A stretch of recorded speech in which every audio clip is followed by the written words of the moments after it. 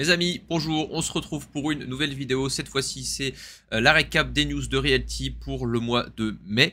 Et on va commencer tout de suite avec les news DeFi et avec le nouveau partenariat ShareStates. Donc j'ai fait une vidéo particulièrement sur le sujet plus tôt la semaine dernière. Donc je vous la remettrai ici en haut si vous ne l'avez pas vue. Je vous conseille de la voir. Donc avec ShareStates, vous allez pouvoir prêter votre argent à des investisseurs immobiliers. Donc là, vous allez faire tout simplement de l'achat de dette. Vous allez prêter votre argent et on va vous le rendre avec un intérêt.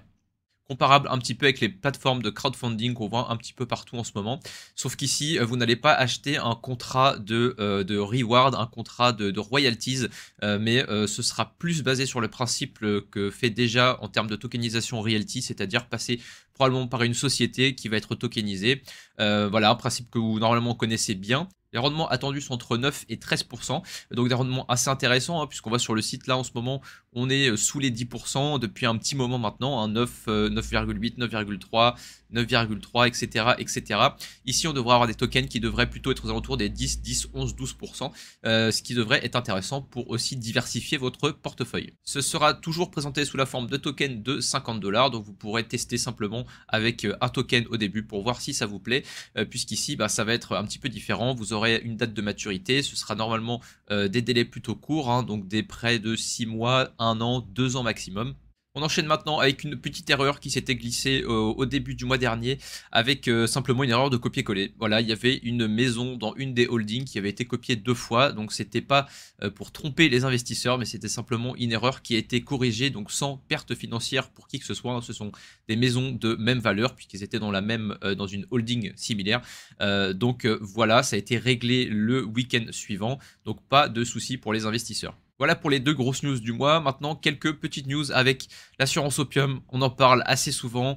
On a de nouvelles deadlines avec fin 2023, mi-2024. Il y a aussi des pourparlers avec d'autres acteurs qui font un petit peu la même chose. Donc, à voir si Opium ne sera pas remplacé par un autre système finalement. Concernant la levée de fonds, Rémi a osé se frotter à une deadline puisqu'il nous a annoncé septembre, en tout cas pour en discuter un peu plus. Ça ne veut pas dire que ça se fera en septembre, mais on aura plus de news en septembre. Les tokens sur le RMM seront saisissables, donc c'est-à-dire que en cas de perte de wallet ou de succession, bien le Realty aura la main pour aller récupérer ces tokens. Pour le moment, ce n'est pas le cas, ce qui cause plusieurs soucis, hein, c'est-à-dire que si vous perdez la seed de votre wallet sur lesquels vous avez fait le dépôt sur le RMM, et bien vous ne pouvez pas récupérer ces tokens et ça pose problème. Donc probablement avec la V3, on devrait avoir cette possibilité qui devrait arriver. Et transition parfaite pour le RMM V3 puisque c'est terminé, le développement est terminé, maintenant les tests sont en cours, un hackathon devrait se tenir et si tout se passe bien, courant de l'été, vous pourrez accéder au nouveau RMM. Et on finit sur un chiffre avec le coût du développement de Realty. Donc là, on parle du coût de développement légal, site internet, tokenisation, etc. Rémi a estimé ça à environ 10 millions de dollars. Donc ça vous donne une idée un petit peu de la taille, de l'épaisseur de Realty, puisque ça c'est depuis 2018-2019, donc sur 4-5 ans, on est sur une dépense de 10 millions de dollars pour le développement de Realty. On passe désormais à l'immobilier avec, pour commencer, les chiffres. Plus de 3,8 millions de dollars de ventes ce mois-ci. Alors ça comprend également le 410 K2 qui n'est pas encore complètement vendu. Donc j'ai inclus tout là-dedans. Donc 3,8 millions de dollars en tout cas d'immobilier disponible sur le site au mois de mai. Ce qui fait qu'on était à 3,2 millions le mois dernier. Donc ça se tient plutôt bien. On a une bonne moyenne depuis le début de l'année. Ensuite, question récurrente avec l'assemblée des actionnaires. Donc ça, c'est un point qui revient très fréquemment puisqu'il est censé y en avoir une par an. Sauf qu'il n'y en a pas encore eu. Et ça fait donc maintenant près de 3 ans, je crois, pour les premières propriétés. En tout cas, il y a un format qui a été établi, c'est-à-dire un format homogène qui devrait prendre 5 à 10 minutes par propriété.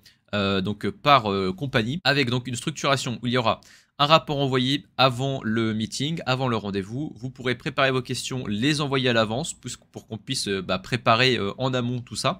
Et le jour J, donc ça devrait aller beaucoup plus vite puisqu'il n'y aura pas trop de surprises, en tout cas pas trop de questions inopinées. La deadline pour ça c'est août-septembre et pour l'année prochaine il devrait y avoir un nouveau format encore plus digital et plus rapide pour pouvoir enchaîner plus vite puisque avec le nombre de propriétés qui augmente évidemment ces réunions vont prendre de plus en plus de temps. Un property manager dédié à Realty sur Détroit. Donc ça, c'est ce qui a été proposé, c'est ce qui est en train d'être mis en place. Donc ça va évidemment avoir plein de bénéfices puisqu'on demande à chaque fois plus d'informations sur les locataires qui rentrent, qui sortent, les revues de loyer, etc. Et le souci, c'était qu'il n'y avait pas de formatage de l'information entre les property managers. Et donc là, en ayant un property manager dédié, eh bien, on va pouvoir formater ça, homogénéiser toutes ces informations. Et donc d'ici à la fin de l'année, ça devrait être fait avec également un autre property manager qui fera la même chose avec un peu moins de propriétés en backup, voilà, au cas où le property manager principal n'arrive pas à faire le boulot, on ne sait jamais. Le 581-587 Jefferson, donc ça c'est celui qui contient un petit local immobilier, 2 locaux d'ailleurs immobiliers.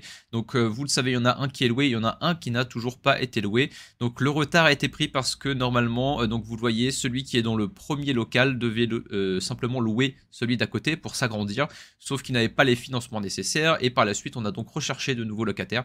Sauf que là, ça prend du temps, il faut trouver les locataires avec du financement derrière, avec évidemment de bons credit scores, et c'est pas toujours facile, donc voilà pourquoi le retard est fait et qu'il n'y a pas encore de locataires dans ce deuxième local. Des news des travaux maintenant avec Pingree, le 882-884 Pingree. Donc là, on a vu en fait sur des images Google Maps, je crois que en fait ça n'avait toujours pas été refait, la peinture n'a pas été refaite, etc. Donc quand on vous annonce qu'on va refaire le toit, on va refaire de la peinture, on ne refait pas toujours ça dès que la propriété est mise en vente, puisqu'il peut y avoir un locataire dedans qui n'a pas envie d'être dérangé, ou tout simplement parce que les conditions climatiques ne permettent pas de faire les travaux pour le moment. D'autres travaux à noter, ce sont sur les propriétés de Lost Shaker et de Dreamsicle. Donc il y aura 2-3 semaines de battement où il n'y aura pas de locataire. Pour Lost Shaker, ce sera en juin, et pour Dreamsicle, ce sera en juillet, tout simplement pour faire un petit rafraîchissement de ces deux propriétés. L'aménagement des sous-sols à Chicago. Les études sont en cours, ça va prendre beaucoup de temps parce que en fait à chaque fois qu'il y a un changement sur un plan, il faut refaire valider par la ville, donc évidemment ça prend des mois et vous pouvez compter même quelques années probablement pour avoir enfin les nouveaux aménagements qui seront faits dans les sous-sols. Pour ce qui est des propriétés avec beaucoup de travaux, donc à savoir Scovell et La Salle, les retours sont assez mitigés du côté de Realty puisque ils passent beaucoup de temps dessus et il y a aussi des retards qui ont un petit peu compliqué les choses et surtout qui ont un petit peu frustré la communauté, en tout cas certains dans la communauté qui ne s'attendaient pas à ce que ça prenne un an et demi. Et donc voilà, c'est un peu une dualité puisque Rémi veut continuer, c'est quelque chose qu'il aime faire, mais Jean-Marc n'est pas vraiment convaincu du risk-reward, on va dire, pour Realty dans ce cas précis. Des nouvelles de Marlowe avec l'audience qui a été faite et donc maintenant on attend la décision du juge dans les jours à venir. Voilà, procédure qui touche à sa fin, le closing normalement ne devrait pas prendre trop de temps après la décision du juge. Et un dernier mot sur les vacancies, donc sur le battement entre deux locataires qui devrait avoir lieu sur 12 à 14% des propriétés de Realty. Donc à savoir que s'il y a un locataire qui part d'un logement Realty vers un autre logement Realty, ça peut se faire en quelques semaines voire quelques jours, mais c'est une petite proportion évidemment des mouvements qui vont être faits durant l'été. Donc attendez-vous plutôt à 45-60 jours de battement sur des changements de locataires qui viennent hors de l'écosystème de Realty. On devrait normalement avoir la liste des logements avec des changements à venir et donc prévoyez quelques pertes de loyer sur les mois de juin, juillet, août. Voilà pour les news du mois de mai, j'espère que ça vous aura été utile. N'hésitez pas à suivre la chaîne et à me suivre sur les réseaux comme Discord ou Twitter et on se retrouve très bientôt pour une nouvelle vidéo.